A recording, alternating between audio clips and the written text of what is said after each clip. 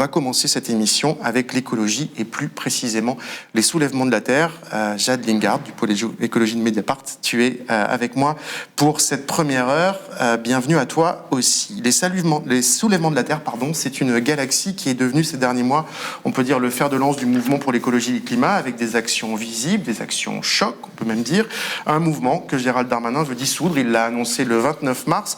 Gérald Darmanin qui cible désormais celles et ceux qu'il appelle les éco-terroristes. Avec nous, ce soir, il y a des militants des soulèvements de la Terre. Benoît Feuillu, bonsoir. Bonsoir. Et vous, Marcel, bonsoir. Bonsoir. Vous êtes tous les deux militants de cette galaxie dont on parlera, des soulèvements de la Terre, et puis des soutiens. Malcolm Ferdinand, chercheur au CNRS, va nous rejoindre dans un instant. Et vous, Anne-Marouenne Passier, vous êtes chercheuse en sciences de la Terre. Bonsoir. Bonsoir. Alors qu'un livre sur les soulèvements d'ailleurs est publié. Son titre, On ne dissout pas un soulèvement, 40 voix pour les soulèvements de la Terre, ça paraît dans 3 jours, ce 9 juin, aux éditions du Seuil. Alors cette émission, elle tombe à point nommé, puisque hier lundi, au moins une quinzaine de personnes proches de l'écologie radicale ont été perquisitionnées simultanément dans plus de 10 communes en France, puis placées en garde à vue. Jade, c'est toi qui as révélé sur Mediapart cette information avec Karl Lasque. Que sait-on à cette heure de cette vague d'arrestations ?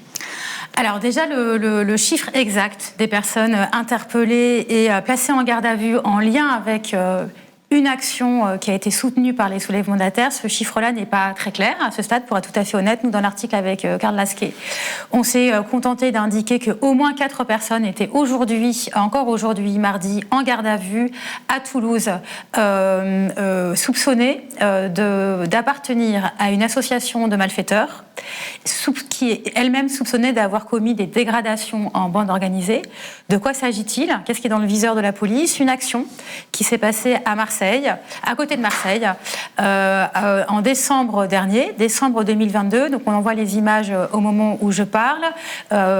Entre 150 et 200 personnes qui se sont rendues donc, sur un site du groupe Lafarge Holcim, un site cimentier, et où, comme on voit sur ces images, qui ont été filmées donc, par les militants et qui ont été diffusées par les canaux militants, des dégradations ont été commises, des engins de chantier ont été brûlés, des tuyaux ont été coupés, des sacs de ciment éventrés, etc.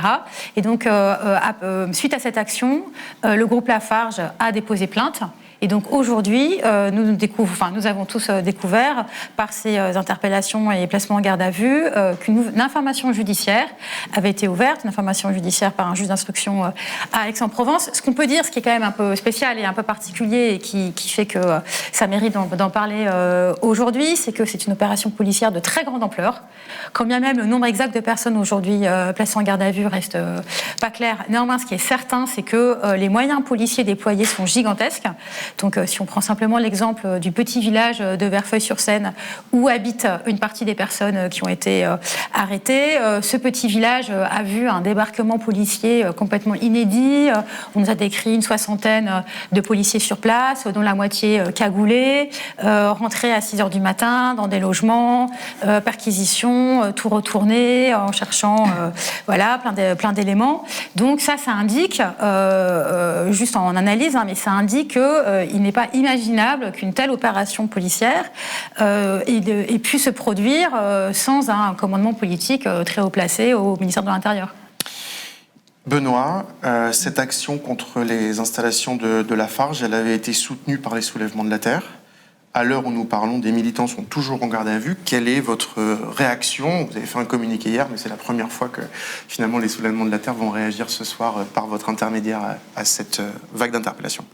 Effectivement, ce qu'on a souhaité affirmer hier de manière extrêmement forte, c'est un soutien aux personnes mises en cause, arrêtées, actuellement en garde à vue. Pourquoi ce soutien ? Il est pour nous assez évident. On avait relayé cette action. On pensait que c'était une action qui était tout à fait salutaire, qui était en pleine continuité avec des actions qu'on avait pu mener par ailleurs avec les soulèvements de la Terre, avec Extinction Rebellion. On se souvient peut-être pour certains, certaines, qu'on avait envahi simultanément plusieurs centrales à béton Lafarge dans le port de Gennevilliers, dans la périphérie de Paris, qu'on ne s'était pas contenté de les occuper, qu'une partie de ces installations, de ces cimenteries avait été démantelée. C'est d'ailleurs à ce moment-là qu'on avait mis en avant le terme de désarmement en disant effectivement ces silos, ces malaxeuses, cette l'industrie du ciment, ce sont des armes qui nous tuent, qui laissent nos générations sans avenir. Aujourd'hui, il faut les arrêter. Le gouvernement ne le fait pas. Ce sont des actions aujourd'hui qui sont essentielles. Elles rentrent effectivement, l'action qui a été menée à Marseille, en continuité aussi avec d'autres mobilisations qu'on a pu mener contre l'extension de carrière Lafarge. Je vais parler de Saint-Colomban, puisqu'on y mène une mobilisation ce week-end où des camarades paysans, Saint-Colomban en Loire-Atlantique, où des camarades paysans voient leur bocage littéralement se faire dévorer par l'extension des carrières de sable. Je pense qu'on doit rappeler ici que la production de ciment, c'est 8% de la production de CO2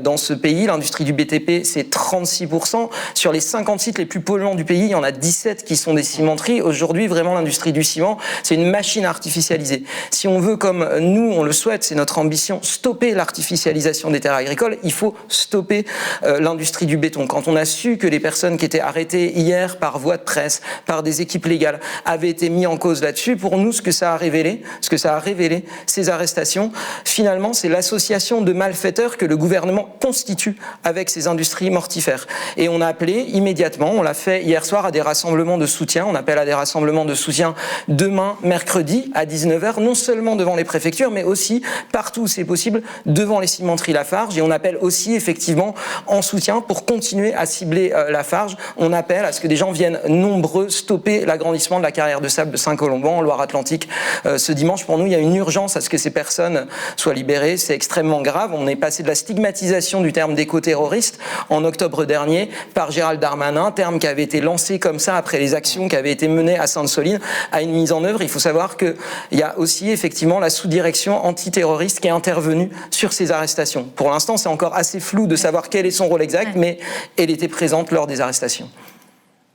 Alors c'est des informations qui pour nous c'est-à-dire que attend de vérifier. Tout ça est à vérifier. Ce qu'on sait également, c'est que le parquet national antiterroriste aujourd'hui dit qu'il n'a pas commandé cette opération. Mais donc ça fait partie des choses à clarifier. Peut-être juste ce qu'on peut dire à la suite de ce que disait Benoît, c'est que juste rappeler que Lafarge, c'est pas n'importe quel groupe. Lafarge au CIM, c'est un groupe qui est aujourd'hui mis en examen pour complicité de crimes contre l'humanité, ce qui est une première mondiale pour une personne morale, comme une entreprise. Et cette mise en examen touche quand même plusieurs de ses dirigeants concernant des faits, des soupçons de financement du terrorisme, précisément, et notamment concernant de l'argent versé par Lafarge en Syrie, à commencer à des groupes terroristes, et notamment Daesh. Donc ça permet quand même de remettre dans son contexte historique aussi ce type d'action. Pendant que Malcolm Ferdinand nous a rejoint, bonsoir, je vous ai présenté tout à l'heure, mais merci d'être là avec nous aussi. À nouveau, Benoît, après la manifestation de Sainte-Soline, Gérald Darmanin a annoncé donc votre dissolution, je le disais, à l'Assemblée nationale, en tout cas la volonté du gouvernement de dissoudre l'organisation de fêtes, comme il le dit, les soulèvements de la terre, en disant que vous appeliez notamment à l'insurrection. Depuis une tribune de soutien intitulée « Nous sommes les soulèvements de la terre » a été signée par, je crois, plus de 100 000 personnes, dont des élus, des activistes et des personnalités. Cette dissolution, à l'heure où on parle, le 6 juin, donc des semaines après, elle n'a toujours pas été proposée en Conseil des ministres, elle n'a toujours pas eu lieu. Qu'est-ce que, au sujet de cette dissolution, vous avez envie de dire ce soir à Gérald Darmanin ? Mais c'est qu'il y a eu finalement un retournement de situation. Moi, je dois quand même rappeler, puisqu'on parle de la dissolution, qu'elle est intervenue à un moment où le gouvernement cherchait à se défendre du fait qu'il était mis en cause de manière grave, pour des faits graves, sur la mutilation, sur des blessés qu'il avait occasionnés de manière très grave à Sainte-Soline, à un moment où il y avait 2 personnes qui étaient dans le coma suite à des blessures de grenades de la police. C'était une manière pour le gouvernement de se défendre, de se dédouaner, etc. C'était une opération qui visait à isoler un mouvement qui effectivement, avec Bastille Non-Mercier, avec la Confédération Paysanne, avec d'autres, entraîne des actions conséquentes. Et en fait, à ce moment-là, le gouvernement s'est figuré qu'il pouvait détruire, isoler ce mouvement. C'est clair que quand on a 100 000 personnes qui, en fait, se précipitent pour commettre ce qui pourrait être un délit, puisque finalement, quand un groupe est dissous, c'est un délit de le maintenir ou de le reconstituer, qui est passible théoriquement de 3 ans d'emprisonnement et de 75 000 € d'amende, on se dit qu'il y a quelque chose qui ne marche pas dans la stratégie d'isolement. Quand on a des personnalités, une personnalité du GIEC, une prix Nobel de littérature qui dit non, mais en fait, ce qui est problématique à l'heure actuelle, voilà, c'est pas les actions qui sont menées par ces personnes-là. À ce moment-là, a priori, vous dites quoi ? Vous dites, c'est un moment, Gérald Darmanin voulait politiquement affirmer quelque chose après Sainte-Soline, mais aujourd'hui, c'est plus d'actualité, c'est ça que vous dites ce soir ?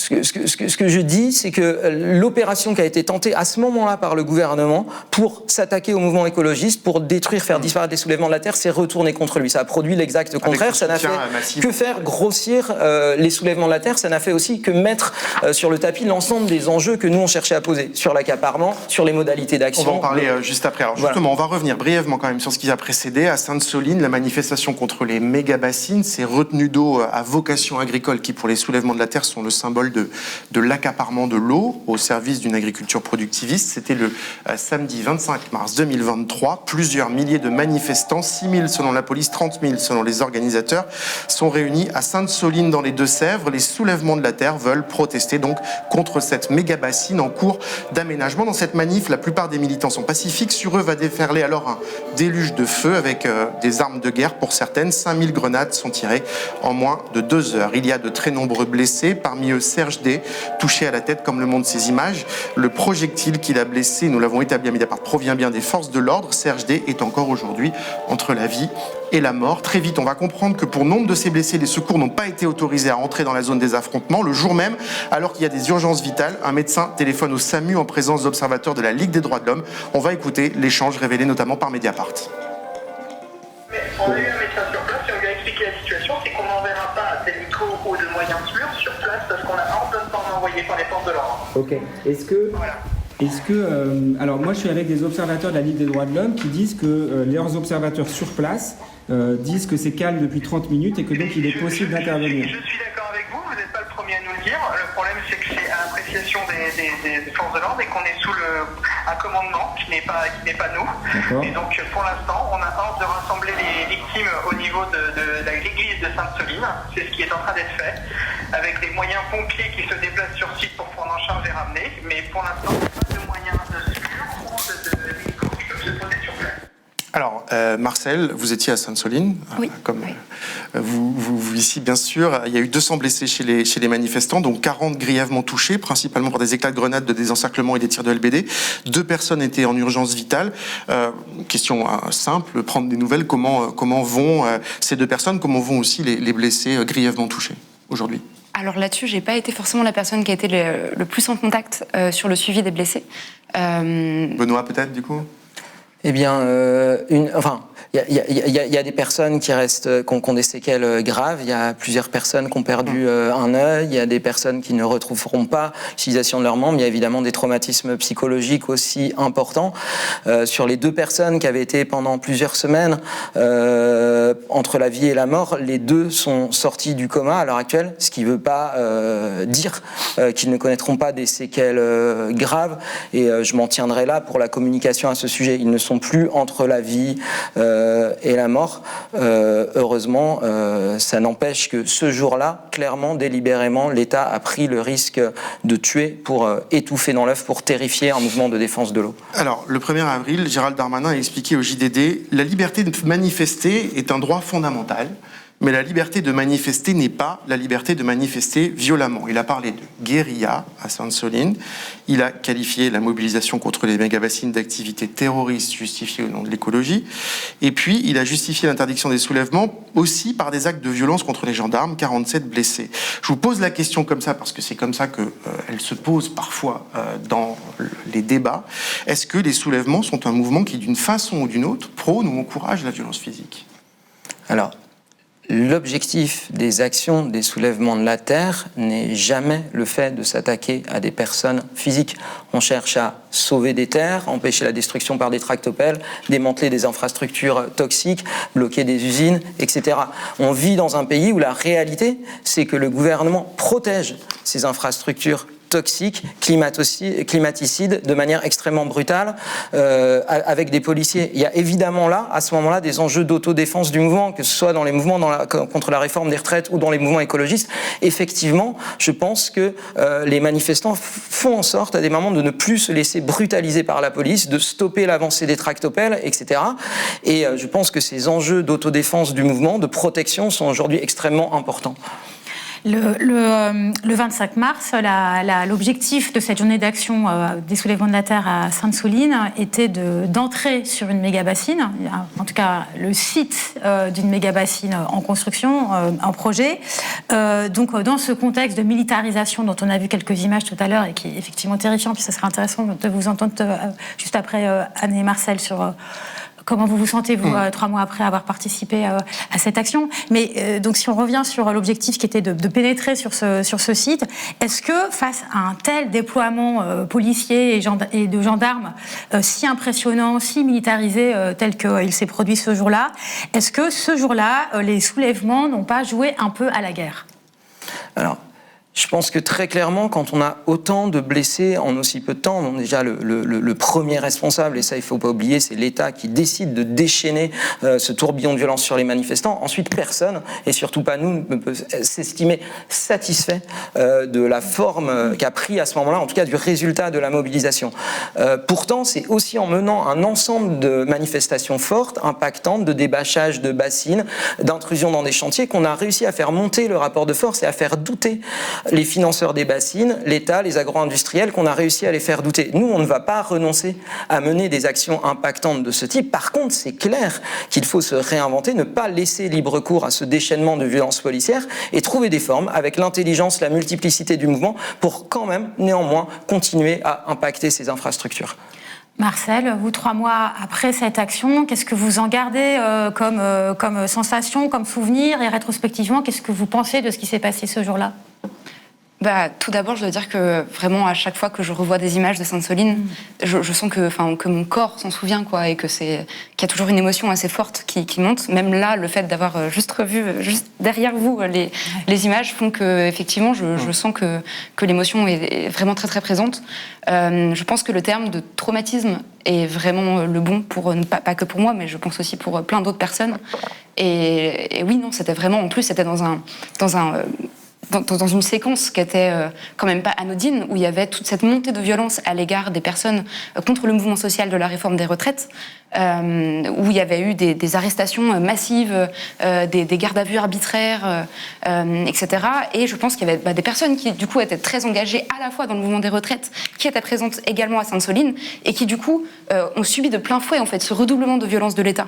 Et Vraiment, je pense que le mot traumatisme est un peu ce que je garde. Après, je peux pas nier non plus le fait qu'il y a quand même des images de joie qui me restent, dans le sens où le fait de cette vue à 30 000, à être aussi nombreux, aussi déterminés, etc. Enfin, ça, vraiment, c'est aussi des images quand même qui restent gravées et qui font que c'est pas ça qui va me décourager de continuer d'aller aux prochaines manifestations des soulèvements de la Terre, ou des prochaines manifestations contre les bassines spécifiquement. Enfin, au contraire, enfin, c'est...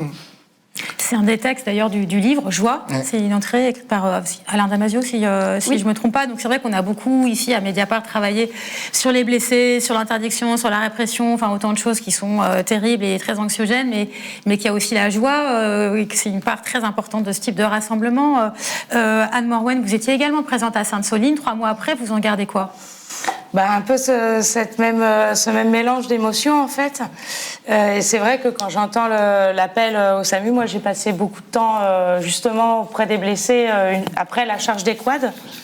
Et c'est peut-être ce moment en fait de la charge des quads qui pour moi est assez représentatif, en fait, au moment où ils arrivent derrière, où il y a les élus dans la zone où on prend en charge les blessés, où il y a tellement de blessés qu'il n'y a même plus assez de médics pour s'occuper de tout le monde.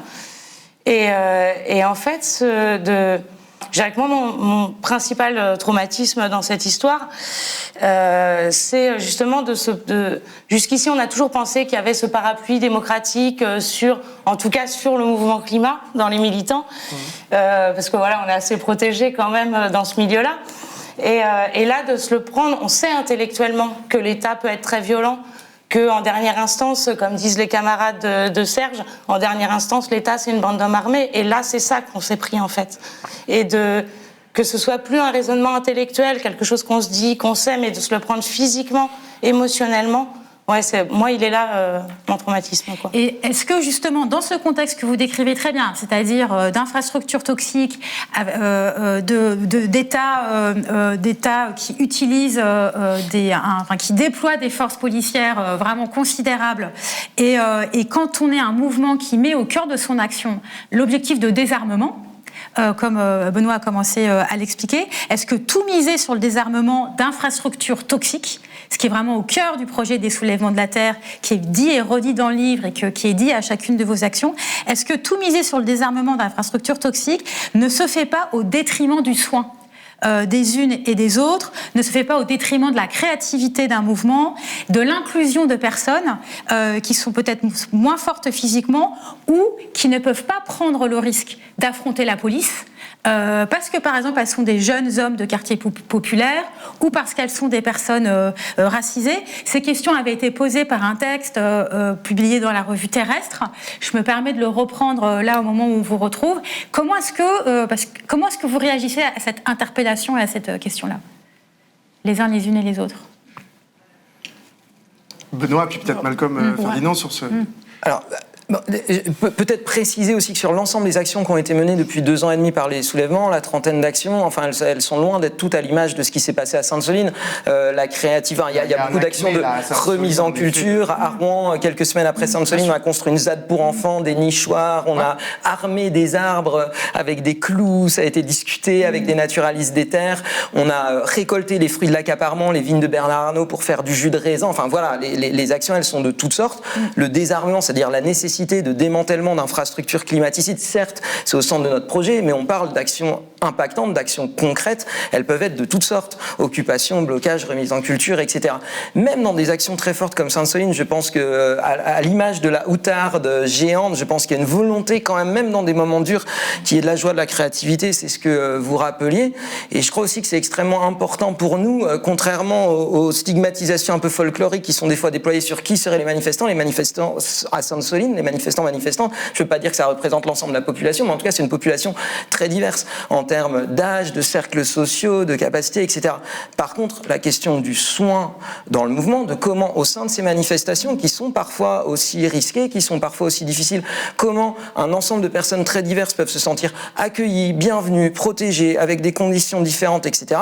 On a énormément à progresser là-dessus. Il y avait un travail extraordinaire qui a été fait pour la manif du 25 mars par des gens qui ont énormément travaillé sur les questions d'agression sexiste dans ces rassemblements, sur le soin psy, l'accueil médical, y compris la garde d'enfants pour permettre à des parents de venir aux manifs, etc. Enfin, voilà, il y a un travail qui est là, il y a un travail qui doit complètement croître dans nos mouvements et qui est sûrement encore bien insuffisant.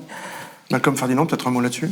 Le premier mot, c'est d'abord celui du soutien en fait face à l'horreur que l'on voit.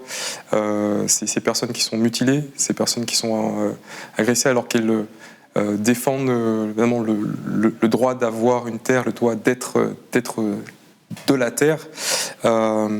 Et évidemment, je parle aussi en tant qu'homme noir martiniquais, français, qui, comme beaucoup d'autres personnes racisées, vont avoir un rapport différent aux forces de police. Non pas dans une forme non pas uniquement dans le cadre de manifestations, mais dans le cadre de contrôle quotidien. On le voit très clairement dans plusieurs mouvements, donc pour des jeunes aussi, des jeunes hommes des quartiers populaires. Et donc voilà, premier mot, le soutien. Après, sachant ça, effectivement, la question qui se pose, puisque là, on constate depuis quand même plusieurs années une certaine fracture dans la composition sociologique de divers mouvements écologistes, c'est comment dépasser cette fracture, comment faire le lien entre, par exemple, ce qui se passe dans les Outre-mer, dans les territoires dits d'Outre-mer, et ce qui se passe dans l'Hexagone. C'était un peu le sens du texte que j'ai proposé. On va en parler dans un instant. Jade. Puisqu'on parle des soulèvements et de aussi un peu, qu'est-ce que c'est en fait comme forme de mouvement, c'est quand même c'est intéressant parce que je ne sais pas si c'est inédit, mais c'est particulier. C'est-à-dire que le slogan qui circule beaucoup depuis quelques semaines, c'est « On ne dissout pas un soulèvement ». Donc, c'est quoi les soulèvements ? Et en fait, on peut procéder un peu par élimination, c'est-à-dire, c'est clairement pas un parti politique de personnes qui se présentent aux élections. Je pense que cette question est assez rapidement réglée. C'est pas non plus un syndicat de travailleurs. C'est pas non plus un mouvement unitaire avec ses porte-paroles, sa liste de revendications, comme on peut en trouver plein dans ce qu'on appelle le mouvement social. C'est pas non plus une asso de défense de la nature. Donc, tout bêtement, comment est-ce que vous vous définissez ? Le livre propose à un moment l'expression de réseau de résistance. Est-ce que c'est comme ça que vous vous voyez ? C'est quoi les soulèvements ? Marcel. Question ouverte. Alors, je pense que pour moi, la manière qui me semblerait la plus, qui ferait sens de définir les soulèvements, c'est à travers en fait ce que font les soulèvements. Et donc du coup, on peut définir ça un peu comme une campagne d'action ou une dynamique où en fait plein de personnes participent. J'aime beaucoup cette notion de réseau de résistance. Je trouve que même en termes de ce qu'elle préfigure pour la suite, elle est vraiment très très inspirante, notamment parce que justement suite à l'annonce de dissolution, il y a eu plus de 170 comités locaux qui se sont créés. Et donc j'aurais du mal à vraiment définir, à part évidemment à travers les différents axes thématiques qui sont portés, c'est-à-dire contre l'artificialisation des sols, contre l'accaparement des terres, à travers aussi les modalités qui sont celles de désarmement, d'occupation, etc. Donc il y a évidemment ce socle-là, mais du coup, je pense que c'est vraiment un mouvement, que c'est quelque chose qui est en train de naître, auquel plein de personnes diverses, de cultures politiques diverses, vont s'identifier à un moment où vont être d'accord sur le fait que telle action, telle infrastructure, on est tous d'accord, même si on n'a pas forcément la même culture politique ou on n'a pas forcément les mêmes idées sur plein de choses, mais là on est d'accord que sur cette infrastructure, il est hors de question qu'on la maintienne ou parce qu'elle met en danger du coup notre habitabilité sur la Terre, notre habitat, oui. Et donc, j'aurais plutôt tendance à du coup définir ce que sont les soulèvements à travers les différentes actions qui ont été portées. Voilà. Est-ce qu'on pourrait définir ça, peut-être vous deux, ça m'intéresse, comme c'est quoi ? C'est la différence, c'est enfin gagner des choses, c'est-à-dire enfin, quand vous dites désarmement, c'est l'autre nom du sabotage. Vous allez me dire si vous êtes d'accord ou pas, mais sur des biens privés en l'occurrence, là si on prend Lafarge, est-ce que l'idée c'est de se dire que localement, à des endroits, sur des territoires, sur des terres justement, on regagne, et c'est comme ça qu'on va regagner petit à petit, et qu'on gagne finalement, puisque dans le texte, il y a souvent, et puis dans les propos de nombreux militants des soulèvements de la Terre, il y a aussi le constat que les marches climat, ça a été très bien peut-être pour populariser l'urgence climatique, mais qu'il faut des résultats, il y a une urgence maintenant. Oui, en tout cas, moi, donc j'ai rejoint Bassine en Merci, on fait beaucoup d'actions avec les soulèvements. Et en tout cas, c'est ce que j'apprécie beaucoup dans ce mouvement, se donner les moyens de gagner cette lutte. Sortir, pour paraphraser Geoffroy Lagannerie, comment on sort de notre impuissance politique. Et moi, je trouve que là, on se donne d'autres moyens. Alors, on ne sait pas si ça va marcher ou pas, mais je voudrais revenir quand même sur l'aspect du désarmement, parce que moi, j'ai désarmé le rapport du BRGM. Et, alors, expliquez-nous là, parce que désarmer le rapport du BRGM, il faut nous expliquer. C'était un beau désarmement. N'est-ce pas ? C'était un magnifique désarmement. Donc, en fait, contre les mégabassines. L'argument scientifique censé montrer le bienfait écologiste des mégabassines est un rapport publié par le Bureau des recherches géologiques et minières, le BRGM, qui est une agence officielle, tout à fait d'État, quand même avec une partie un peu privée, qui avait publié un rapport disant les bassines amélioreront significativement l'état des cours d'eau. Voilà. Moi, j'ai pris ce rapport, j'en ai fait une critique, et le rapport n'a pas passé la critique. C'est-à-dire, vous vous rendez compte de quoi ? Moi, je me rends compte qu'on ne sait pas assez de choses, qu'on n'a pas d'informations. Oui, que en fait, la question est très mal posée. Déjà, les commanditaires ont posé la question sans prendre en compte le réchauffement climatique, sans prendre en compte le problème de l'évaporation, des cyanobactéries. Vraiment, juste, ils ont demandé si on prélève moins en été, est-ce que les cours d'eau iront mieux ? Oui, et devoir de combien? Et ben en fait, le modèle qu'ils ont utilisé un modèle numérique, le modèle qu'ils ont utilisé n'est pas assez précis pour le dire. Et voilà, ils avaient conclu que oui, ça améliorerait l'état des cours d'eau. Vous vous rendez compte que les données qu'on a, officielles, sur la réalité et les bienfaits, on va dire, pour l'agriculture ou pour l'état des cours d'eau, des cours d'eau, en fait, ça ne tient pas. Ouais. Voilà. Et ce que reconnaît le BRGM dans un de leurs communiqués de presse après, où ils disent oui, c'est une tendance à manier avec précaution. Donc voilà, on a des armées. Pourquoi c'est un désarmement? Pourquoi faire une contre-critique d'un rapport officiel? Pour vous, c'est un désarmement? Parce qu'avoir un argument scientifique, c'est une arme certes intellectuelle, certes symbolique, mais c'est une arme quand même, en fait, dans le débat, dans le rapport de force. Il n'est pas que physique, le rapport de force, loin de là. Il est aussi intellectuel. Il est aussi intellectuel. Et quand on les laisse, ils occupent beaucoup les plateaux quand même, ils disent beaucoup de mensonges, en l'occurrence sur les bassines. La première chose à désarmer, ça a été juste d'occuper un terrain médiatique pour dire que non, c'est pas rempli avec l'eau de pluie, mais c'est bien rempli par forage dans les nappes. Et donc moi, je suis juste allée un petit cran plus loin sur cette arme intellectuelle, mais aussi symbolique. Le BRGM, pour les gens qui connaissent pas, voilà, c'est quand même quelque chose de très important dans le paysage scientifique français. Donc c'est aussi une production de savoir, c'est aussi une production de discours critiques exactement, ouais. Pas juste d'un monde, mais aussi d'un imaginaire et de savoir différent. Merci de cet exemple qui montre aussi comment se déploient les soulèvements de la terre, qui reste quand même, on n'a pas dit, mais c'est quand même très récent, ça a 2 ans, 2 ans et quelques mois, donc on est quand même, vous êtes encore assez nouveau, si je puis me permettre, même si chacune a son histoire politique. Mais en vous écoutant depuis tout à l'heure, il y a quand même quelque chose qui est frappant, c'est-à-dire qu'on parle d'une méga-bassine à Sainte-Soline, on parle d'une action le week-end prochain à Saint-Colomban, il y a eu des actions des soulèvements de la terre, par exemple contre l'autoroute A69 entre Castres et Toulouse, le contournement est de Rouen, donc on voit bien la modalité d'action, elle est quand même à chaque fois hyper localisée. Et on voit bien comment c'est lié, on désarme une infrastructure toxique, l'infrastructure elle est située à un endroit, et on considère que la lutte locale est quelque chose de fondamental. Mais qu'est-ce que vous répondez à tous ceux, toutes celles et tous ceux qui sont quand même assez nombreux, qui considèrent que pour renverser l'ordre des choses, faire vaciller le capitalisme, se protéger de l'État policier, c'est pas à l'échelle locale qu'il faut agir, c'est à l'échelle de l'État, donc il faut prendre le pouvoir, il faut séduire ou infiltrer la technostructure, prendre la tête de l'État, en tout cas agir à une échelle beaucoup plus vaste et pas à l'échelle d'une lutte locale.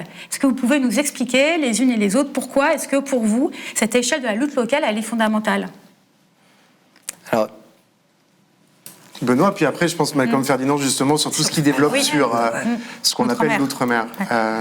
Peut-être, Benoît. Alors, je vais prendre très rapidement l'exemple des bassines pour dire que je le prends depuis les bassines et le fil qu'on tire et la pelote qui vient avec. Quand on s'attaque à des infrastructures comme les bassines, on pourrait avoir l'impression qu'on agit à l'échelle locale, mais en fait, cette infrastructure-là, elle arrive à un moment où, pour se maintenir, l'agro-industrie, avec tous les lobbies qui sont derrière pour vendre les engrais, les pesticides, etc., maintenir ce modèle-là, elle a besoin, pour continuer, que ces méga-bassines se construisent, pour maintenir ce mode de production-là. D'ailleurs, il y a une succession de méga-bassines qui sont en train de se construire, qui se sont construites, qui sont en train de se construire partout en France. Leur projet, on a des bassines, je pourrais pas dire test parce que c'est pas les premières non plus, mais elles se construisent dans les Deux-Sèvres, mais si elles arrivent à se construire dans les Deux-Sèvres, elles vont se construire partout dans le pays. Et le modèle agro-industriel va se maintenir s'entériner jusqu'à dégradation absolue des sols. Par contre, ce qu'on essaye de viser, c'est à l'arrêt de ces projets, et si on arrive à arrêter ces projets-là, ça veut dire qu'ils vont pas pouvoir se faire ailleurs en France, que le modèle agro-industriel va être obligé de se transformer. Et c'est pour dire que depuis une infrastructure locale qui risque de se diffuser, on peut forcer à une remise en cause beaucoup plus générale, beaucoup plus nationale, beaucoup plus globale de l'ensemble du modèle agro-industriel. C'est un exemple. Mais en fait, ce que vous avez réussi à faire là, parce qu'en gros, une bassine, c'est quand même pas gros, et de fait, enfin, c'est pas très gros, enfin, je veux dire, par rapport à un territoire donné. Par rapport à l'économie française. Et voilà, par rapport à l'économie française, en termes d'impact, je crois qu'il y a 12 agriculteurs qui utiliseraient cette méga bassine, même si peut-être ils ont des terres importantes. Est-ce que vous avez l'impression, et du coup, on ne parle que de vous, d'une certaine façon, même si dans une sorte d'antagonisme qui est aussi provoqué par le ministère de l'Intérieur, mais est-ce que du coup, vous estimez que, voilà, du coup, ça fait vaciller l'agro-industrie. Est-ce que ça fait vaciller l'agro-industrie? puisque... Qu'on en prend une pour en arrêter 1000, je vous dirais, quoi, malheureusement. Quoi. Et en fait, les méga-bassines, c'est pas les 12 agriculteurs qui sont derrière, c'est le lobby agrochimique, c'est la FNSEA, c'est le gouvernement qui ne cesse de les appuyer, parce qu'appuyer l'agro-industrie, c'est un pilier du gouvernement français, et c'est ça qu'on essaye de faire cesser, de remettre en cause. Pour l'instant, on n'y est pas encore arrivé. Pour l'instant, on essaye d'atteindre un seuil dans un rapport de force qui va nous permettre d'obtenir ce moratoire, d'obtenir l'arrêt de ces projets. C'est pour ça qu'on va pas s'arrêter à Sainte-Soline, c'est pour ça qu'on annonce un grand convoi de l'eau qui va partir de Sainte-Soline cet été pour se rendre à l'agence de l'eau qui finance les méga-bassines à Orléans fin août, qu'on va aller jusqu'à Paris demander des comptes au ministère de l'Agriculture. C'est pour ça qu'il y a 100 jours d'action pour les sécher, pour se mouiller, qui vise les accapareurs de l'eau, qui a été lancé par le peuple de l'eau. Et en fait, il va falloir qu'on atteigne ce seuil-là, mais il va falloir continuer un peu. Malcolm Ferdinand, dans le livre, vous l'écrivez très clairement, les soulèvements de la terre seront décoloniaux ou ne seront pas. Vous écrivez aussi, le racisme n'est rien d'autre qu'un droit d'habiter la terre, parce qu'il y a cette question de comment on habite la terre, et vous dites justement, c'est le refus d'un droit d'habiter la terre, excusez-moi. Donc c'est finalement, vous liez la question du racisme à la question qui est posée de l'habitation des territoires sur lesquels on est. Vous citez évidemment l'exemple des luttes contre la pollution au chlordécone. Alors, pour rappel, c'est une molécule cancérogène qui a été massivement utilisée aux Antilles dans l'industrie de la banane des années 70 à 90, qui, on va dire, a quasiment contaminé toute la population des Antilles. On est dans la même criminalisation pour les militants de Guadeloupe ou des Antilles qu'on observe sur d'autres luttes. Quelles infrastructures toxiques il faut désarmer pour lutter contre la pollution au chlordécone, sachant qu'elle est aussi massivement installée aujourd'hui, la pollution au chlordécone? Alors, vaste sujet. Sur la question locale, globale, moi je pense qu'il n'y a pas à opposer les deux. En fait, dans le local, dans les actions pratiques locales, on retrouve des logiques qui sont gouvernées de façon globale. Donc c'est le cas du chlordécone aux Antilles. Mais pour revenir un peu en avant, on a beaucoup parlé par exemple de Darmanin aujourd'hui. Ouais. Et peut-être, on ne sait pas, mais Darmanin est aussi le ministre de l'Outre-mer aujourd'hui. Et donc quand on parle d'habiter la terre en France, quand on parle d'avoir une réflexion sur ce que ça signifie, le rapport aux écosystèmes en France, à mon sens, on ne peut pas avoir une réflexion conséquente, cohérente, s'il n'y a pas une remise en cause de la fracture coloniale qui a constitué la forme contemporaine de ce pays. La France est un pays dit postcolonial, un pays ayant un ancien empire esclavagiste et colonial, dont il faut prendre compte. Les Outre-mer sont aujourd'hui le reste, les vestiges de cet empire colonial, avec des réalités socio-politiques orientales qui sont assez différentes de ce qu'on trouve dans l'Hexagone. Vous parliez de la banane tout à l'heure. Effectivement, une contamination de quasiment toute la population qui peut rester dans les sols encore pendant plusieurs dizaines d'années, voire plusieurs siècles. Mais cette banane, elle a été consommée par qui ? Elle a été consommée par les personnes qui sont ici en Hexagone. Donc ça veut dire que toute la réalité socio-environnementale des Antillais a été déterminée par une logique mercantile, capitaliste, par certains planteurs, notamment les planteurs de la caste Béquet, mais qui a été aussi, sans peut-être le vouloir, mais soutenue par une consommation hexagonale de cette banane. Donc les Outre-mer, encore une fois, quand on parle du climat dans les Outre-mer, on est exposé à énormément de conséquences néfastes du changement climatique, les cyclones, l'élévation du niveau de la mer, et ça alors qu'on va avoir des réalités sociales extrêmement difficiles, extrêmement diverses. 40% des personnes qui vivent sous le seuil de pauvreté à La Réunion, 70% à Mayotte, et vous savez qu'à Mayotte, il se passe en ce moment l'opération Wambushu, qui est, il faut le dire, une opération de déshumanisation.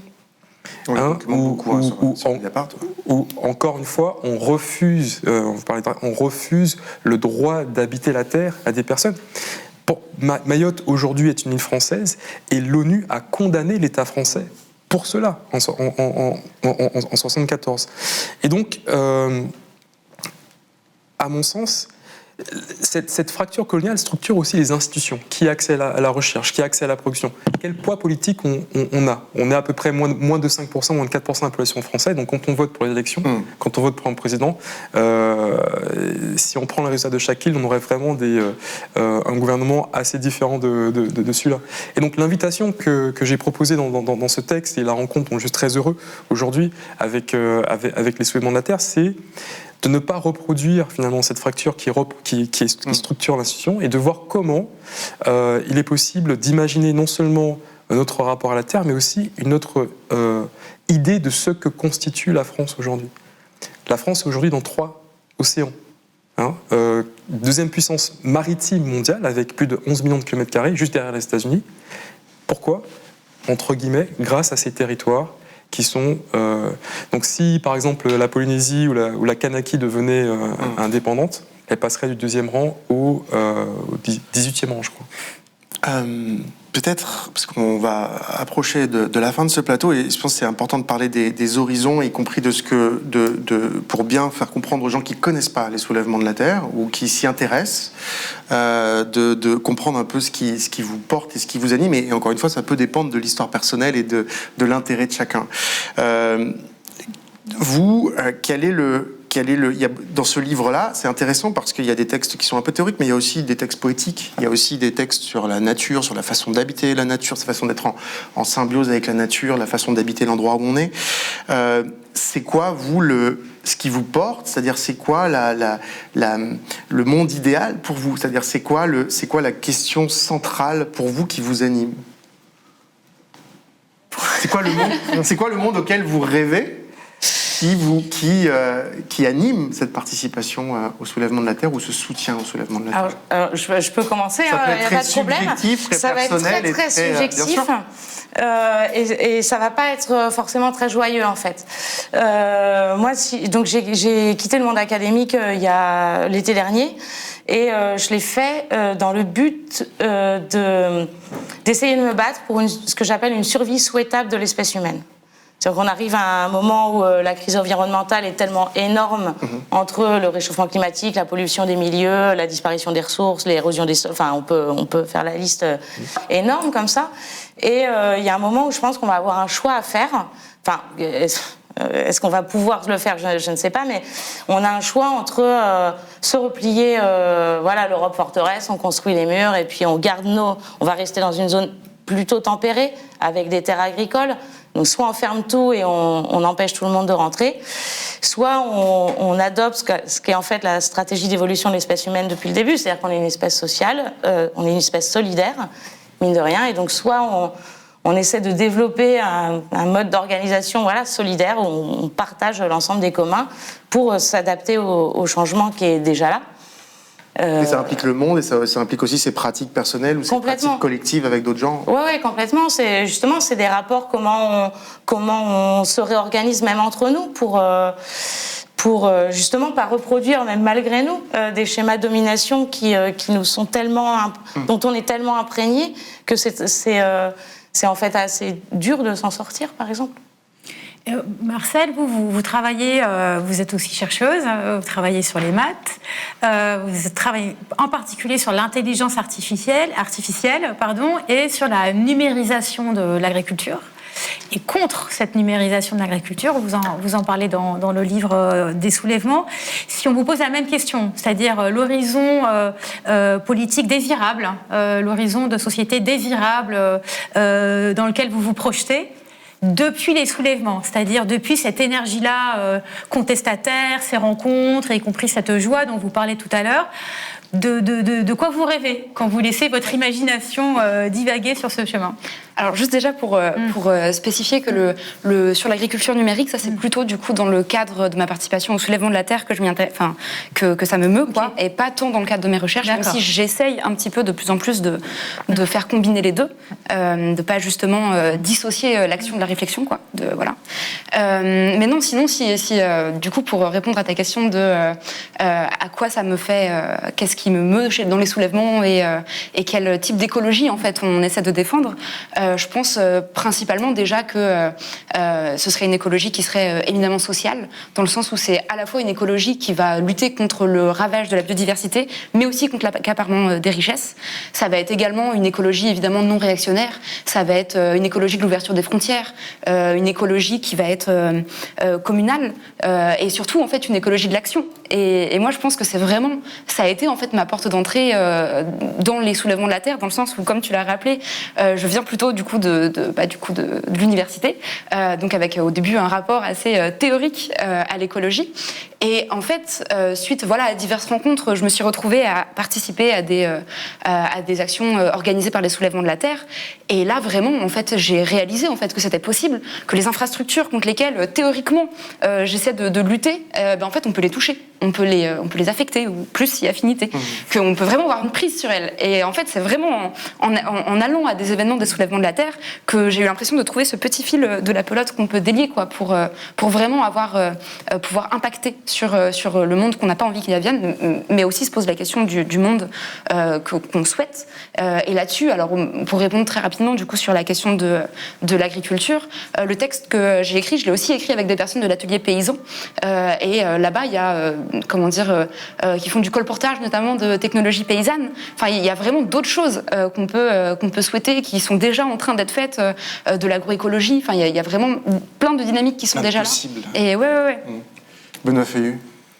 Alors, le monde des soulèvements, je dirais que déjà, c'est un monde dans lequel on serait capable de mettre un coup de frein collectif à ce qui ne cesse de détruire les possibilités d'habiter ce monde. Ça, c'est une première chose. Ça, c'est vraiment la nécessité d'intervention.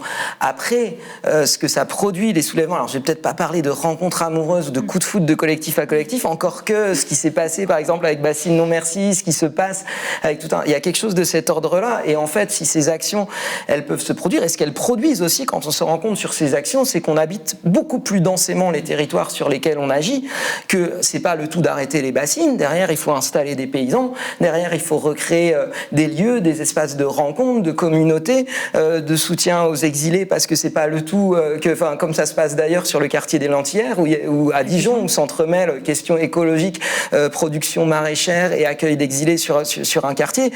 Et en fait, voilà ce que ça produit. Moi, le monde dont j'ai envie avec les soulèvements de la Terre, c'est un monde dans lequel on s'ancre de manière absolument différente et solidaire dans les territoires, dans lequel on protège les communs. Et je crois qu'à chaque action qui se fait, on facilite ça aussi. Et c'est aussi ça qui se produit. Malcolm Ferdinand, peut-être le mot de la fin. Alors, je ne vais pas être très court, mais... mais les rêves, c'est important. 3 points. Le droit de terre, le droit d'être de terre, d'habiter la terre, d'être nourri et de participer à cette terre, qui est pour moi l'origine de la vie. Et je dirais, en référence avec les Outre-mer et particulièrement les Antilles, la dignité.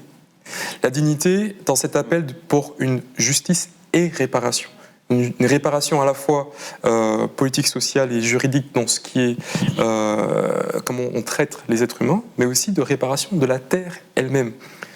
Vous avez parlé du chlordécone, il faut quand même dire qu'après 50 ans de contamination, on a eu une décision de non-lieu qui n'est pas la fin, il y a des appels qui sont en cours, et d'ailleurs tout un chacun qui a vécu un certain nombre de temps aux Antilles peut se constituer partie civile et prendre part à cet appel.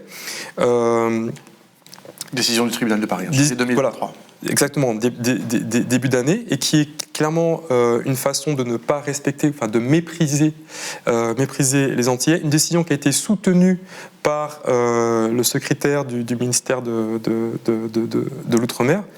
Encore une fois, quand on parle de biodiversité, il faut le rappeler, 80% de la biodiversité française est dans les Outre-mer. Que 97% de cette biodiversité endémique, donc qui n'existe que dans ce lieu, se trouve aussi dans les Outre-mer.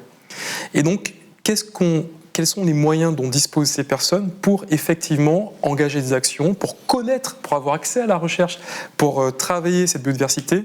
On n'y est pas. Au contraire, on est face à des formes d'écocide, y compris aux Antilles par rapport au chlordécone, dans la pollution des eaux, l'accès à l'eau. L'accès à l'eau en Guyane, l'accès à l'eau en Guadeloupe. Aujourd'hui, la France est très fière d'être une puissance nucléaire parce qu'on a fait des essais en Algérie puis en Polynésie. Mais à quel moment la France a accordé des formes ou reconnu des formes de réparation à ces personnes? Non, on est très content de dire l'esclavage c'est un crime contre l'humanité à condition qu'il n'y ait aucune réparation. Donc c'est-à-dire qu'à condition que la parole ne soit suivie d'aucune action. Donc ce à quoi j'aspire, ce sont des choses auxquelles plein de personnes avant moi et depuis très longtemps ont aspiré, c'est ce droit de terre, cette dignité et cette justice. Merci beaucoup à tous les quatre d'être placés par le plateau de Mediapart. Merci à toi, Jade. On rappelle ce livre choral, on peut dire, polyphonique. On ne dissout pas un soulèvement, 40 voix pour les soulèvements de la Terre. Ça paraît ce 9 juin aux éditions du seuil. Et il y a d'autres actions des soulèvements prévues cet été. Je me permets de rappeler qu'il y a des... Internet. Qu'il y a des rassemblements de soutien demain pour les personnes qui sont encore en garde à vue, mises en cause dans cette mobilisation nécessaire contre Lafarge. Voilà, je voulais juste le rappeler demain soir devant les cimentiers. Merci à vous. Merci à vous. Dans un instant, on va parler de liberté publique avec d'autres invités. Mediapart.